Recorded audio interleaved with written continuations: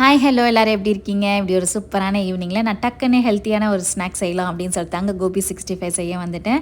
So இது என்னுடைய ஸ்டைலில் எப்படி டேஸ்டியாக எம்மியாக சிம்பிளாக செய்யலாம் அப்படின்றத பார்க்கலாம் வாங்க. இதுக்கு நான் எடுத்துருக்கிறது பார்த்தீங்கன்னா ஒரு மீடியம் சைஸ் அளவுக்கு இருக்கிற காலிஃப்ளவர் தாங்க எடுத்திருக்கேன். தேவையான மசாலாவுக்கு ஒரு அகலமான பாத்திரத்தில் 2 டேபிள் ஸ்பூன் கடலை மாவு, 1.5 டேபிள் ஸ்பூன் அரிசி மாவு, இஞ்சி பூண்டு பேஸ்ட், மிளகாத்தூள், மஞ்சத்தூள், உப்பு, கரம் மசாலா இதெல்லாம் போட்டு நல்லா விரகிக்கோங்க. இதோட சேர்த்து நீங்கள் தேவைப்பட்ட சிக்கன் 65 மசாலா சேர்த்து பாருங்கள், ரொம்ப டேஸ்ட்டாக இருக்கும். சேர்க்கலனாலும் பரவாயில்ல, சேர்த்திங்கன்னா ரொம்ப டேஸ்ட்டாக இருக்குங்க. அதுக்கப்புறம் இதெல்லாம் நீங்கள் தண்ணி ஊற்றாமல் விரகி வச்சுக்கணும். இதோட நீங்கள் வாஷ் பண்ணி வச்சுருக்கிற காலிஃப்ளவரில் இருக்கிற தண்ணியே போதும். அது பத்தலை அப்படின்னா நீங்கள் வந்துட்டு கொஞ்சம் தண்ணி தெளிச்சுக்கோங்க. தண்ணி நிறைய ஊற்றுனீங்கன்னா பஜ்ஜி ஆயிருங்க. ஸோ அதனால் தெளித்து நீங்கள் விரகி வச்சு ஒரு 45 மினிட்ஸ் ஊற வச்சுக்கோங்க. அதுக்கப்புறம் சூடான எண்ணெயில் நீங்கள் போட்டு பொரிச்சு எடுத்திங்கன்னா சூப்பரான 65 ரெடி. இதோட ஒரு இஞ்சி டீ ஒரு 65 செம்மையாக இருந்ததுங்க. என் பசங்களும் என்ஜாய் பண்ணி சாப்பிட்டாங்க. நீங்கள் ட்ரை பண்ணிவிட்டு எப்படி இருக்குன்னு எனக்கு மறக்காமல் சொல்லுங்கள்.